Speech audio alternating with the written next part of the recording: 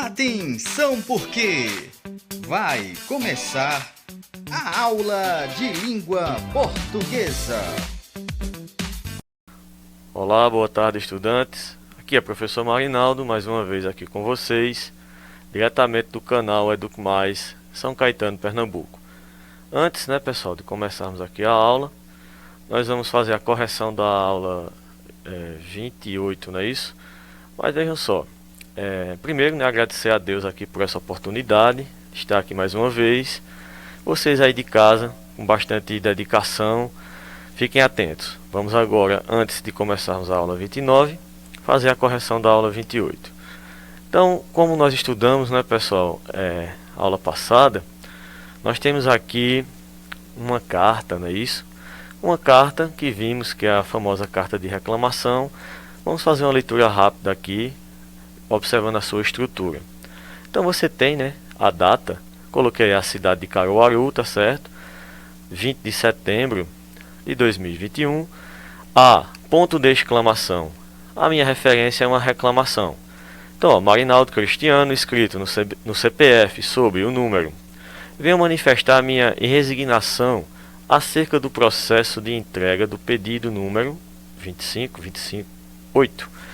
2 calças e 2 camisas da marca, realizado no dia 2 de setembro de 2021.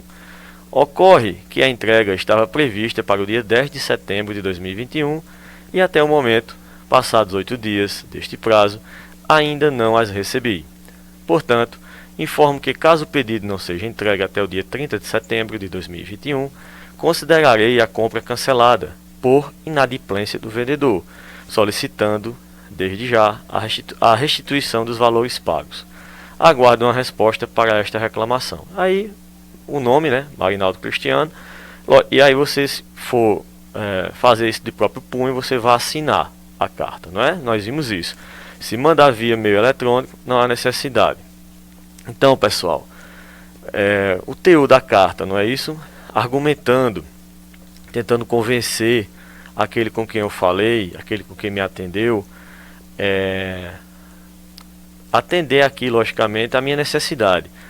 A loja existe, pessoal? Essa loja, ela é uma loja muito boa, viu? Aqui é um exemplo, aqui é uma ficção que eu trouxe para vocês entenderem como é que funciona a estrutura deste texto, para nós fazermos o exercício. Isso não aconteceu, apenas usei a loja como referência. Ela fica ali, fica em Caruaru, na fábrica da moda. E aqui é uma coisa criada, tá? Isso não aconteceu de fato, tá bom? Repito, uma loja muito boa, com pessoas muito responsáveis. Então veja só, usando aqui o exemplo inventado, criado, qual a finalidade do texto? Ora, se você prestou atenção, a finalidade do texto, cobrar, não é isso? Soluções para uma problemática surgida, não é? Então ali foi argumentado, pela pessoa que comprou. No caso, eu me coloquei como um exemplo, de cliente, e faço aí a solicitação para a loja via a carta de reclamação. Para quem é dirigida a carta, vocês prestaram atenção, Ponto de exclamação. Eu fiz endereçado à própria loja, não é isso? Fiz a própria loja, tá? Neste caso, foi para a loja. Poderia ter sido para o gerente? Poderia. Poderia ter sido para o vendedor? Poderia. Proprietário da loja? Também, certo? Quem é o responsável pela reclamação? Quem está reclamando? Quem está pedindo ali que se tome as providências? Marinaldo Cristiano, tá certo? Então veja, muito simples, muito fácil, tranquilo. Na aula passada vimos isso e eu acredito que vocês não tiveram nenhuma dificuldade. O que provocou a publicação da carta? Foi a não entrega do produto ao consumidor dentro do prazo estabelecido. Perceberam? No trecho, venho manifestar minha resignação. A palavra destacada significa. E aí, logicamente, que aqui nós já sabemos, palavras que às vezes não fazem parte ali ainda do nosso vocabulário, A gente pega lá o dicionário, gente, faz uma consulta, quem consultou descobriu que significa descontentamento, Então é isso, pessoal. Com relação à atividade, Correção aqui bem breve, não é isso? E sigamos aqui com nossa aula 29 com marcadores discursivos, tá bom? Então, o que são marcadores discursivos? Professor, eu já vi isso com outro nome, marcadores textuais. Você encontra assim também, tá? E o que são? São palavras ou locuções que têm a função de estabelecer relação entre as ideias dentro de um texto. Que relações, professor? De sentido, não é? Relação de sentido. E como já foi dito na própria definição, de ideias. Então vamos ver aqui algumas dessas locuções. Tipos, né? Então eu tenho aqui, vai ordenar informações quando você vai produzindo lá seu texto, de forma escrita ou até oralizada, né? Falada, por um lado, em seguida, para concluir. Então, usando aqui um exemplo, um texto de Dalai Lama, né?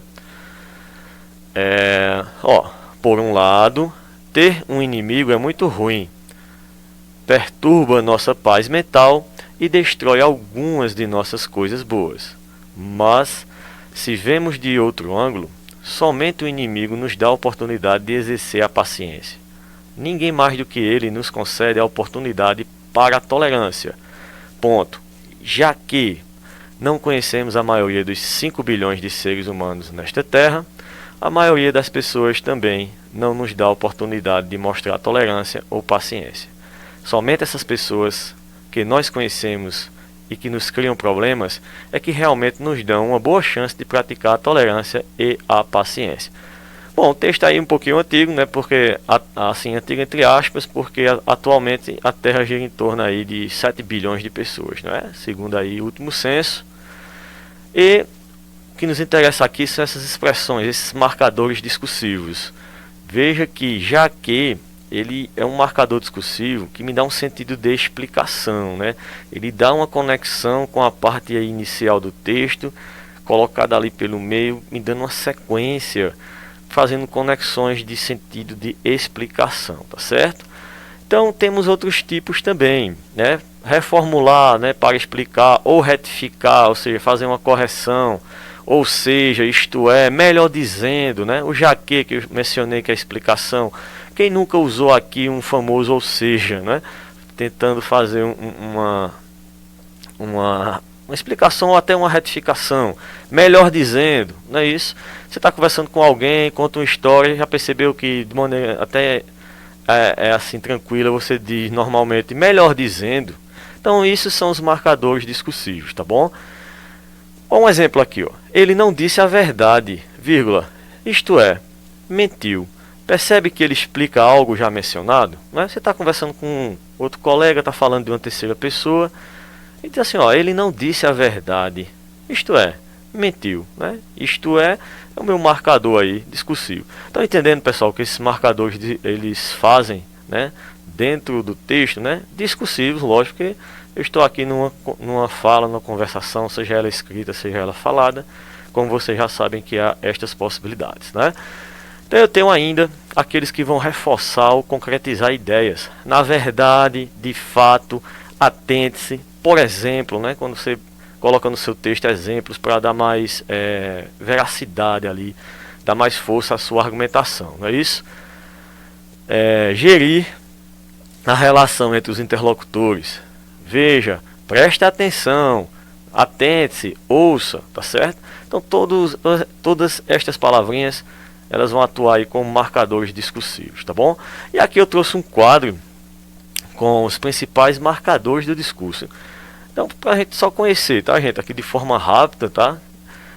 Estruturadores da informação, aí você tem aí os comentadores, ordenadores, aí você tem, ó, pois bem, por certo, a propósito, ordenadores, primeiro, por outro lado, do mesmo modo. Observe que quando você está conversando com alguém, você às vezes diz assim, ó, primeiro façamos isso, né? Ou seja, você está usando um marcador no discurso aí de maneira ordenada.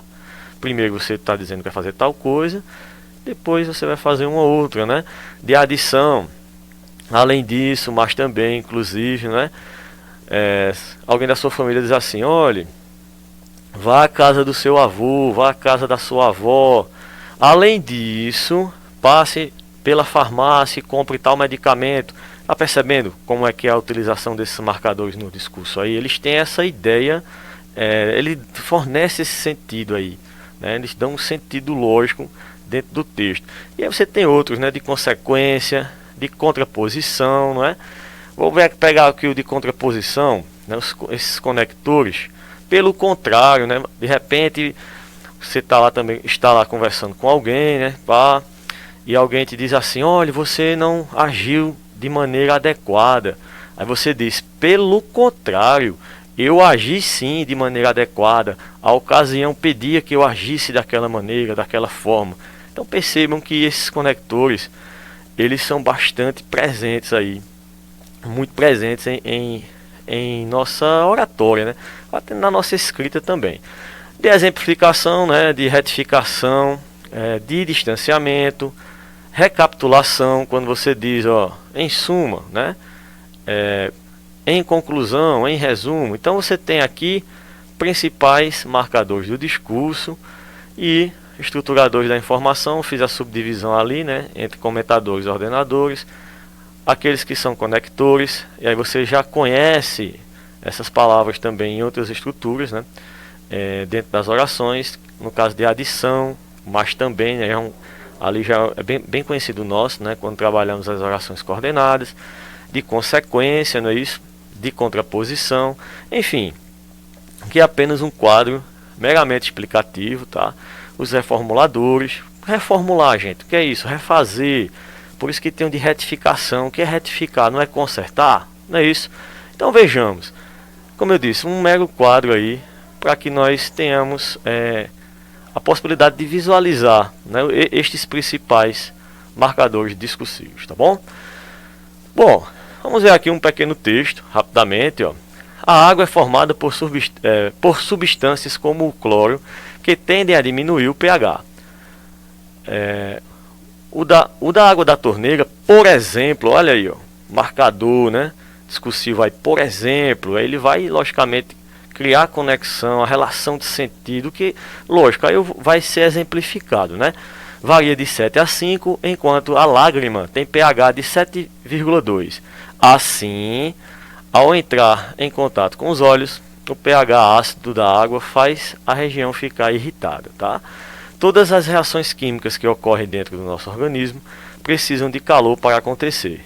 Assim, temperaturas muito baixas fazem com que as funções vitais diminuam o ritmo, aos poucos, né? Faltou ali aos poucos.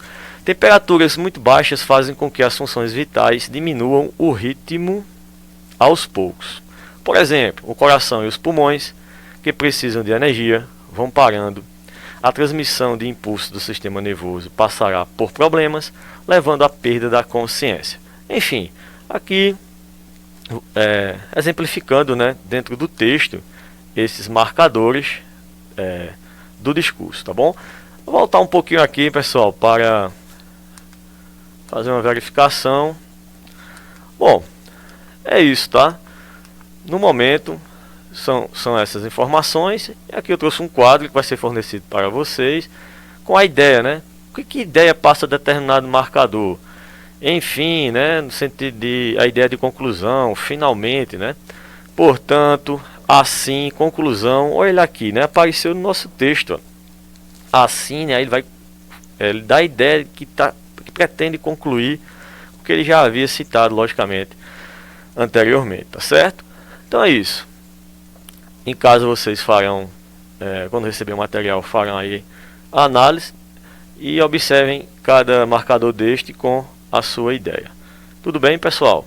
Então é isso por hoje. Fica aqui, né? Momento nosso sempre, graças a Deus, aqui com dicas de leitura.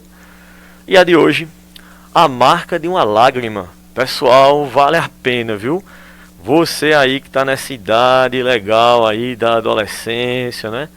Muito boa história aqui, pessoal. Professor, onde eu consigo esse livro? Faça uma busca aí na internet, tá? Deve ter ele de forma gratuita lá.